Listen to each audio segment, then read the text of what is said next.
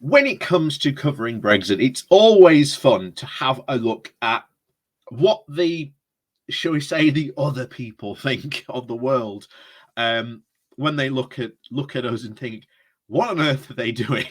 you know, um, we've covered again foreign news stories on Brexit from America, Ireland, the Netherlands, Japan. And they're always the same thing. The Japan one was very particular funny because they had a Japanese economist literally going, I can't tell you why they're doing this. I don't know why they're going to join the TTP because even then it doesn't make sense for them because they've got to convince us and the rest of the countries to give them more favorable trading status so that they can benefit from it. But we don't really want to give them that. It's the same time again and again and again whenever we're covering Brexit. Always, 100%. But one of the most, again, good sources we've had from, shall we say, the foreign press covering Brexit has been the Irish Times.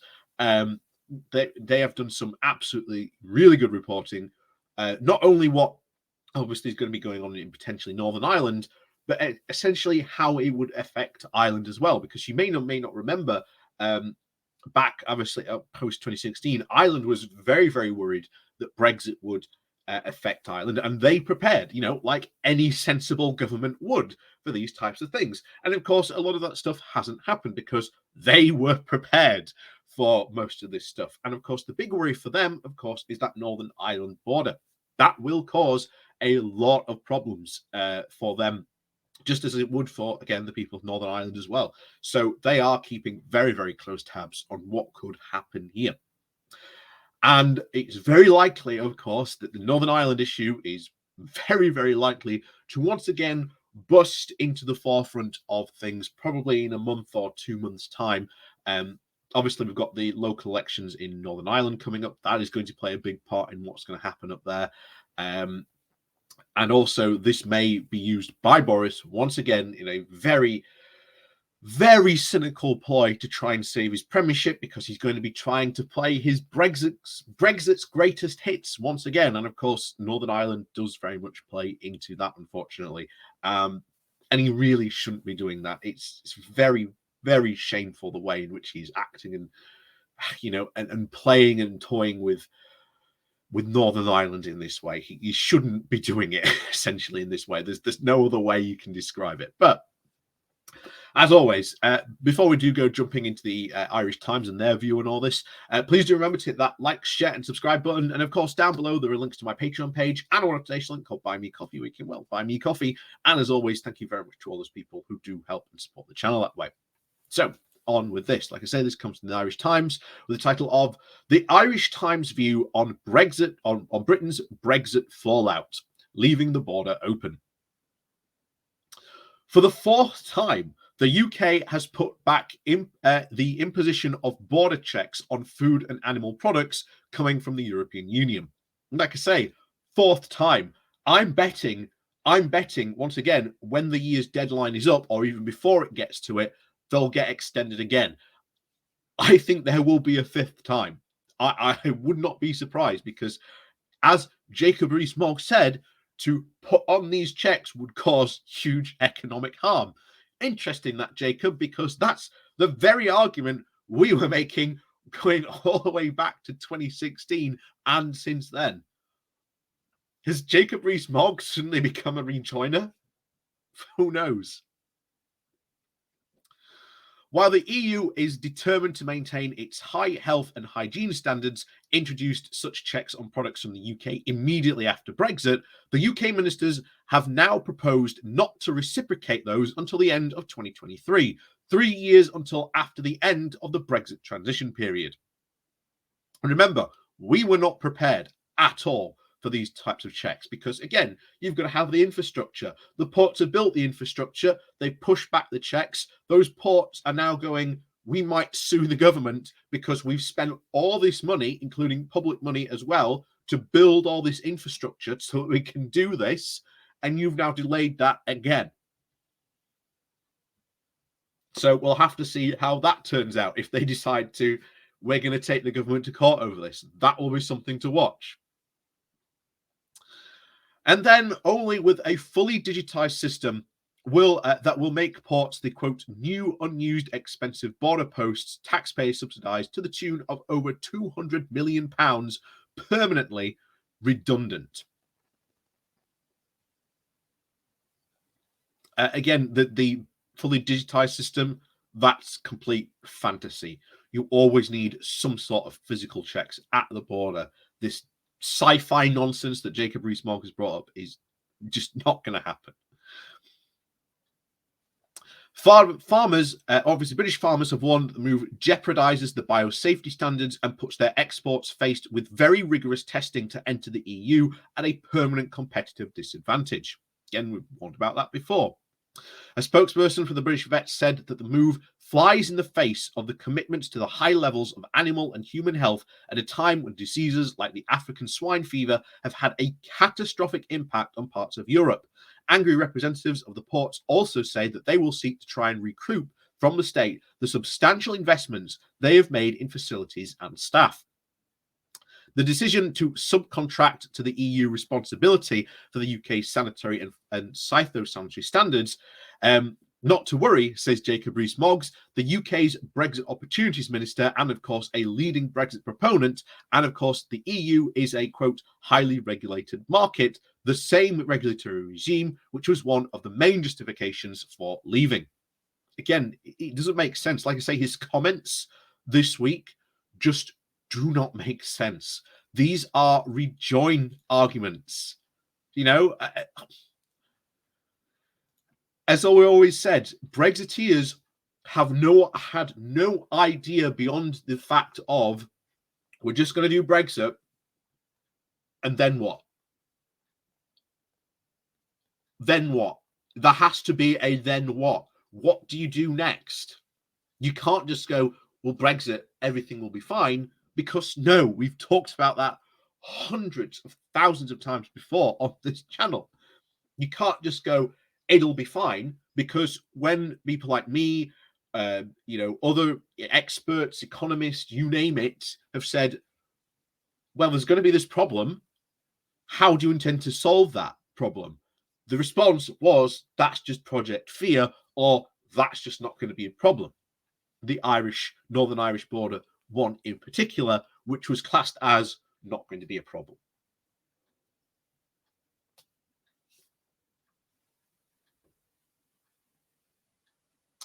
He added that he would prefer a two-way free trade. But, he said, just because one country has protectionism doesn't mean you should be protectionist too. The EU has always been a protectionist racket. A well-regulated protectionist racket, though, Jacob. You know? Like I say, whenever the argument of protectionism comes up, remember, guys, they were defending and protecting our businesses as well. We're not in that at all. And this makes it, a really funny argument, because you got a lot of the Brexiteers saying that how they were really going to make sure that British manufacturing survives and thrives after Brexit. How can you ensure that, though, if A, you certainly don't have any economic strategies, how you're going to work that out? They've made that very clear. You're not helping British industries or manufacturing in any way whatsoever. And they have said several times since then that they just intend to do all these trade deals, which would hurt British manufacturing in 1,000 different ways, meaning that we would lose jobs. Again, something the Brexiteers said, oh, Brexit's going to protect jobs, because as we always said back in 2016, the Brexiteers would say anything and everything they could to try and guarantee as much votes as possible. This is why I often quote it. The quote that's going to come from one Daniel, the brain of Brexit, Hanan, who said, when one Remainer said, look, a vote for leave is a vote to leave the single market and customs union, to which Daniel Hanan turned around and said, we're not talking about leaving the single market and customs union. Only a fool would leave the single market and customs union. And of course, after Brexit, Daniel Hannan started promoting leaving the single market and customs union. You can't make this up. You really cannot.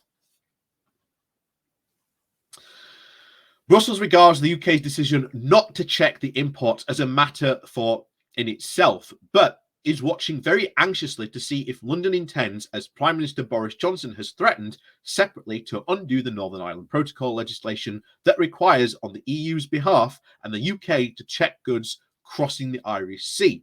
Doing that would participate in yet another big row. This is yet more pure Brexit nonsense. And even they can't, even you can even see, the guy writer was there was like, wait, you've got Jacob Rees-Mogg saying that the EU is like a really good, regulated market, so we don't have to worry about African swine flu coming in from the EU. It'll be fine somehow.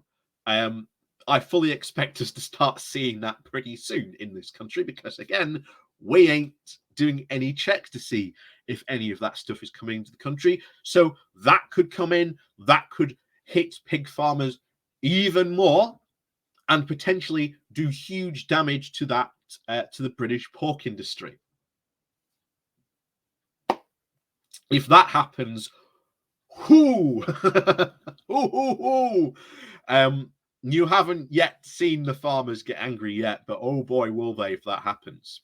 Trust me, they are getting seriously angry at the Brexiteers and people like Jacob Rees-Mogg and all these people who told them farming is going to flourish post-Brexit. You'll be excellent. You'll be amazed. And of course, no, it's not. We've even got reports of farmers struggling for money to plant food for next year. That's farmers going out of business. But then that shouldn't surprise you, because going all the way back for years, we've had the very worrying statistic that 80% of all small farmers could find themselves going bankrupt because of Brexit.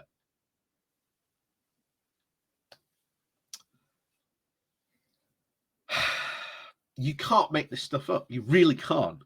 And yet it's happening.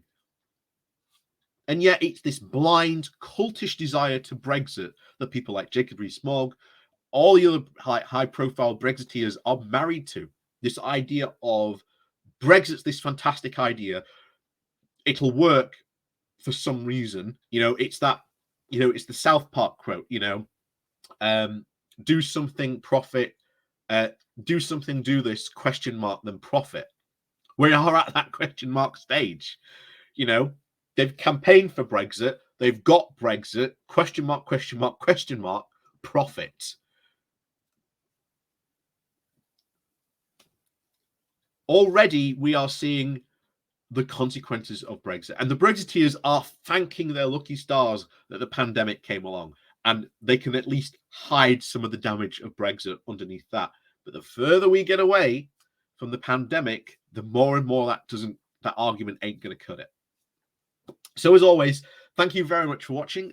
Please do remember to hit that right button, that subscribe and share and like button down below. And of course, thank you very much to all those people who do help and support the channel that way, with the Patreon page and the one-off donation link bound down below. And like I say, there are the YouTube things now, the thank you button, and of course the YouTube subscription button as well. So as always, thank you very much for watching, and we'll see you all next time.